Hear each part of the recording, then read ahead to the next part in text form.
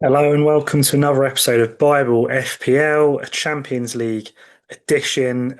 Let's review how we got on in match day. I think it was match day three, wasn't it? Looking ahead to match day four and a short talk from the Bible. If you're new to this channel, the premise of the series really is we put together a team that's hopefully competitive enough to get as many points as we can and do really well in the game. But also, we've picked a team full of players who basically wouldn't mind being used in this series, who either have declared some kind of Christian faith or have some openness to faith in a way where, yeah, basically, if they return in a given time, goal or assist, penalty save, etc., I then read a passage from the Bible in relation to their name in relation to goal time, and I'll give you an example of that later in this video when it comes to the short talk for today. In terms of the points roundup, absolutely delighted with Victor Osimhen. I think he's involved in the title of this video. An absolute whopping 28 pointer. He even got a ball recovery point in there along with his brace and his player of the match. And he could have had more goals to be fair in that game. What I was particularly pleased about is well, a couple of things. I very nearly captained Rashford on the first day because I saw he was in the starting lineup and it was a nice fixture home to Olympiacos. And I was like, no, I brought in Haaland on this series in order to captain a reliable player. So I was like, no, I need to captain Haaland. He's playing Villarreal. He's in the form of his life. Like, let's not overthink this. Rashford ended up smashing it. Haaland thankfully still got a goal. But I was then left with a dilemma of do you stick with the goal or do you risk it and risk captaining a blank player, which would have been really frustrating, particularly when I was on the cusp of Rashford. But I thought, no, let's go Osimhen, and the boy even ended up outperforming Rashford by 1 point with that ball recovery, which was really lovely. So good old Osimhen smashed it for us. Caicedo scored a worldie from outside the box. I say worldie, it was deflected and went in, but unfortunately went down as an assist in the end on the Champions League game. However, it went down as a goal on other apps. So yeah, such is life. We lost out on a few points for him, but we still got a return at least. Dumfries, the transfer in there. I mean, what a haul that is, and it's what Dumfries does, right? He is that sort of player on Champions League FPL, and you know, in fancy games in general, he just attacking defender, loves a goal, ball recovery merchant, brilliant. And same with Gabriel, what a player he is. You know, these are two just almost essential defenders in your team, to be honest, of how much upside they have. And Tim is another one that's looking so good for Arsenal defence in general. Him and Calafiori are playing so high up the pitch in games as well. Like there's attacking returns there to be had. And then Donnarumma with a lovely clean sheet. So all in all, 104 points, highest sort of score of the match day so far. Very pleased with it. It kind of keeps us in the running, if you like, in terms of competitive scores overall.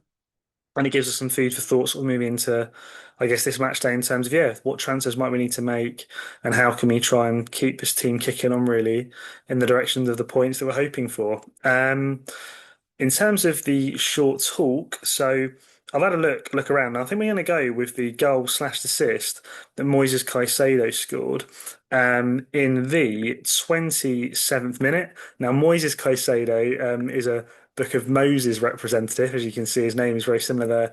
Um, and Moses wrote the first five books of the Old Testament, so I can read from any of those. And I've gone with Genesis chapter 2, verse 7, in relation to goal time. And it says this: Then the Lord formed man from the dust of the ground and breathed into his nostrils the breath of life, and the man became a living being. Now, again, obviously, if you're not a Christian watching this, currently you might not believe that this is true.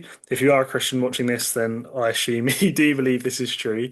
But my encouragement for you, really, particularly if you're not a Christian, is I really want you to just ask yourself a question. Forget about like maybe what you've currently concluded from, well, I say science. I'll give you some thoughts around science in a minute, but whatever your current sort of like presupposition is, just for a minute, just think about this, right? Like, if you don't currently believe in God, do you truly believe from the bottom of your heart that human beings have literally just sprouted up out of the ground from nothing, from sort of cells and stuff?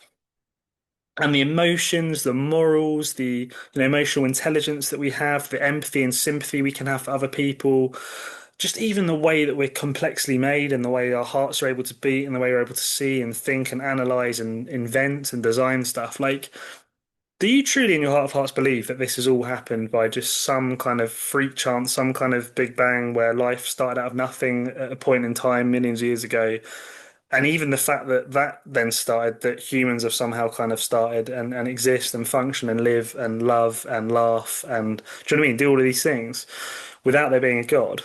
Um, I think the more I grow up and the more I sort of, just assess kind of human nature and the way we are and the compassion we have for one another, or at least in the main, I just struggle to believe that there's no God behind it. And I found it was a really interesting fact I found once. So, outside of even just like human life and emotional intelligence and the morals that we have and stuff, like the odds of the world being created as we know it without a God, you'd have more chance of winning the lottery a million times in a row and getting struck by lightning every single time you won it than the world as we know it being created slash forming without a God. Like, I basically find it a lot easier to believe there's a God behind this than, yeah, just that remote, ridiculous, outrageous odds of somehow this even happening. And even then, I don't think those odds take into account, like, well, why do humans have morals and values and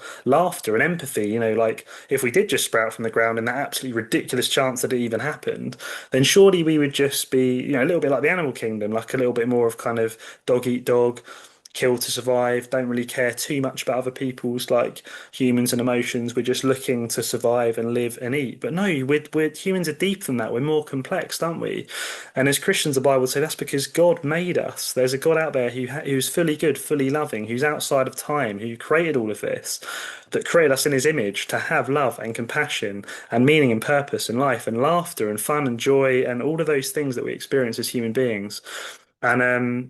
And you can actually experience, the Spirit of God and the love of God and the goodness of God and those, kind of morals and feelings in the deepest of ways when you connect with God and the Holy Spirit. But yeah, the Bible says we can encounter that I've mercifully encountered in incredible ways. And yeah, I've obviously got no doubt in my mind God's real. I've experienced him sort of tangibly and even just scientifically and plausibly. I think it all points towards God and a creator. So I just want to encourage you, like, if you maybe you haven't even looked into it too much, particularly, or you've got just presuppositions, like you've just grown up sort of living, believing, yeah, there's no God, so I'm just not going to worry about it. Like, at least give it the time of day to think about it deeply. Maybe do an Alpha course, a Christian course about this. There's a lot of evidence behind the Christian faith and Jesus and his death and resurrection. Like, even in itself, Jesus did indeed die and rise from the dead.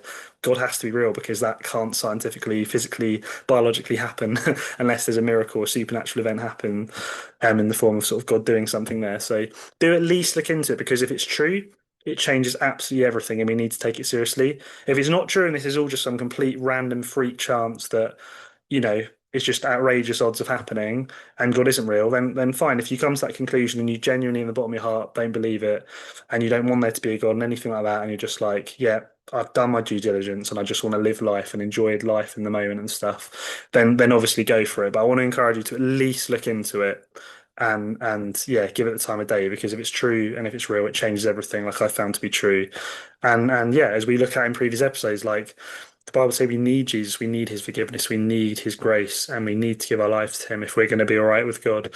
And he sent Jesus to make that possible for us because he loves us that much. So yeah, that'd be my encouragement. And maybe even just say a cheeky prayer to God if you're struggling for that faith. Like, God, would you help me to believe you? Would you help me to have the faith to believe you? Would you encounter me? Would you give me a dream, a vision, whatever it might be to help you find faith and seek him, find him, and he will encounter you and he will help you to find that meaning in life. So yeah, that's the talk. Please do comment if you have any questions about that. I'd love to get back to you. I'd love to help you on your journey towards faith. If you're currently looking into that, or even just remotely kind of open to it, I'd love to help you. In terms of the FPL stuff, let's move forward into the FPL part of the video. Here's the fixtures for this match day. So it's match day 4. A few standout fixtures, I think, for me. Arsenal v Slavia Praha, if that's how you say it, just looks like a plum fixture for Arsenal. My biggest query is, though, what lineup are they going to play for that? It's an easier fixture. Are some of the main Arsenal players going to get rested in that game? Quite possibly. Thankfully, the benefit is it's a 5:45 kickoff for one of the first kickoffs in match day 4. So you'll get the lineups out before the deadline, which is golden. So if you've got Arsenal players who are thinking of bringing them in, do delay your transfers until you see those lineups. And I think a lot of my decisions are going to be based on those lineups this week because that is one of the plumbest fixtures there is this game week. Outside of that, I mean, look, there's some difficult fixtures there from some big teams. Not to say you can't go there. And obviously, Liverpool defensively have been shaky, so Mbappe could have a field day still. But you'd expect it to be a little bit harder for him than some of his fixtures he's had recently. Tottenham at home to Copenhagen was a lovely fixture. I'm pretty sure it was Inter that destroyed Copenhagen in the last match day. So Spurs assets, it's hard to quite know who to go for, to be honest. But I've got one in mind that I'll talk to you about in a minute. I think Atletico v Union's a lovely fixture. The Union keep getting batterings. Atletico at home, and they've also Atletico. They've just got a really nice fixture run. If I can try and find them, okay, home to Inter's not the best, but then beyond that, they are. It's obviously a home game still. Away to PSV. Then they've got away to Galatasaray again, pretty decent overall. It's not like one of the big teams, and then home to Bode Glimt. Like I think Atletico are a team to hop on now, and I'll do a bit of research after this video to see if there's any Christian player I can justify bringing in. But so far, I haven't yet found one. So please comment if there is one I can bring in for this series, or at least someone that's declared some openness to faith that wouldn't mind me involved in this series, basically. This is the right match day, isn't it? Yeah. Chelsea, the Qarabag, however you say it, lovely fixture. Another team you could look at, although I think their fixtures get a bit trickier after this one. Barca v Club Brugge, lovely fixture. Again, I think City home to Dortmund, there could be goals in that game. And then look, this one into the Kairat Almaty. And the thing with Inter is I think their fixtures get a bit trickier, but for this game week, the likes of Dumfries be amazing. And one other thing I was going to say on oh, Spurs, that's right. Where's Spurs? So home to Copenhagen this week. Okay, next week's a bit trickier, I think, anyway. But game week six, match day six, they've also home to Slavia Praha. So you've got two unbelievable home fixtures in the space of 3 game weeks. So I do think if there's like I think particularly a Spurs defender you want to bring in that you're like, yeah, they'll be nailed on for those games. Maybe like a Mickey van der Ven or a Christian Romero, absolute weapon from corners. Could be worth bringing them in and having them for those 2 games and just seeing how well they do. Newcastle the Athletic Club. Newcastle are tricky. They're not scoring enough goals for me. But I think they're defensively better overall as a team, particularly at home. So if we're looking at my team, then I won't spend too long on this, but essentially it's looking pretty well set up. I'm generally liking the players. I haven't actually seen what's happened in the Premier League matches today. I'm basically watching the highlights by match of the day. It's a fun way I find of catching up with the game sometimes without knowing the scores in advance. But assuming Haaland and Doku have come through that fine, they will be remaining in the team absolutely. If Doku got 90 today, there's a chance I think he's rested, so that I may consider transferring him out. But I think for me, the main one is look, I've got triple Arsenal. I'm going to be looking out for those lineups. If some of those players are benched, I may even have to like take one out and swap him for another Arsenal player who's playing just to target that fixture. Like if an Eze is playing or something, I might want to pop in an Eze like for an Elanga. Elanga's been struggling for minutes lately in form. So I think I want to maybe maximise my Arsenal opportunities this game week if I can. So we'll look. I think we'll look at that, and I think an Arsenal one player. Sorry, I've considered bringing in is a Destiny Doggy of Spurs. Now, I'm not recommending this as a transfer. I'm recommending if you're doing this game like a Van de Ven or Romero, someone that you know is going to definitely play. But in terms of the limited Christian pool I have to go for, a Doggy's Christian footballer. He only came off the bench at the weekend against Chelsea. Jed Spence went off very stroppily at full time, didn't shake Thomas Frank's hand when Frank was there to kind of chat to him and like give him some respect. Like, there's a few facts there I'm just thinking maybe a Doggy does get the start in this game if he's fit enough. I'm not quite sure how recently he was back from injury, but he was well enough to come on the pitch. So, even if he gets like a start, gets 60, 70 minutes, I then, have him for a lovely fixture, a Spurs defender for that lovely fixture at home to Copenhagen, and then in a couple of match days' time, maybe I get lucky and get him again for that week. So I'm thinking basically him in for Frimpong because Frimpong's ruled out. I need a defender, and the doggy looks like a really nice choice as he's got that Christian faith as I referred to justify him in the series. Nice fixture and comes in for Frimpong, and I can afford that. So yeah, that's what I'm doing. And the captaincy armband's on Saka. I think if Saka's starting, that is such a nice fixture. I'll know he's starting because of the lineups or whoever's starting. If it's not Saka and Eze starting, I may captain him. I think Gabriel Timber, if one of them starting, I'd be very tempted. Like they're clean sheet monsters at the moment, ball recovery monsters, goal threat.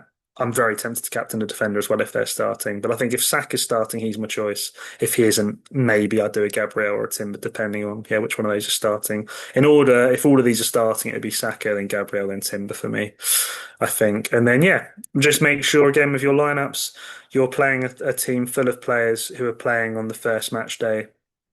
And then you can always bring subs in for players who are playing on the, sorry, not match day, like match, what's the word, like day of the week, i.e. So Wednesday, make sure you save all as many Wednesday players as you can. Don't leave any Tuesday players on the bench.